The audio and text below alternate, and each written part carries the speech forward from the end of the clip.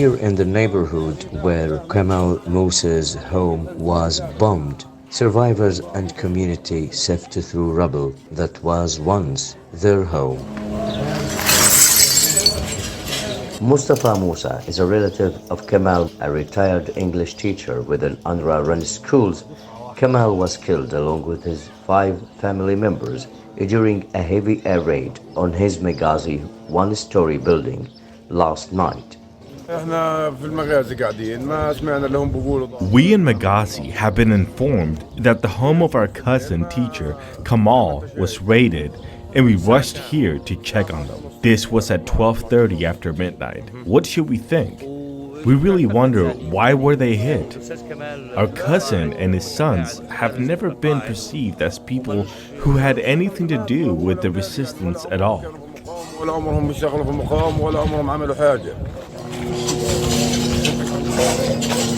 In the same Meghazi refugee camp, Israeli army warned other residential homes before Israeli warplanes dropped bombs on them. Adnan Masleh is an owner of a 3-story home in Meghazi. His home was pounded to rubble this week, shortly after he received a warning by phone from Israeli army. Now his family and several other neighboring families are taking shelter in a nearby UNRWA-run school because of collateral damages where Adnan's home is located. A million question marks as to why my home in particular was hit. All the people around came over to me and wondered, saying, "You have never had anything to do with anything." Meanwhile, they target other homes without pre-warnings. The only thing I can say is thank God. At least I was warned before our home was destroyed. In other parts of the coastal enclave, Israeli airstrikes went unabated against residential homes in the southern Rafah city, northern Jabalia refugee camp, and middle Gaza Strip refugee camps of Deir el-Balah, Nusayrat, Al-Bureij, and Meghazi.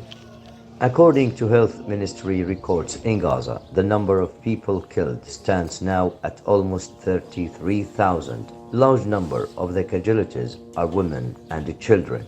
Israeli officials and army generals insist that the army operations will continue until Israel achieves its main objectives, eliminating the Islamist Hamas party and freeing more than 100 Israelis captured by Hamas in October 7 of last year. For Pacifica Radio, KPFA, I am Rami Al-Mighari in Gaza.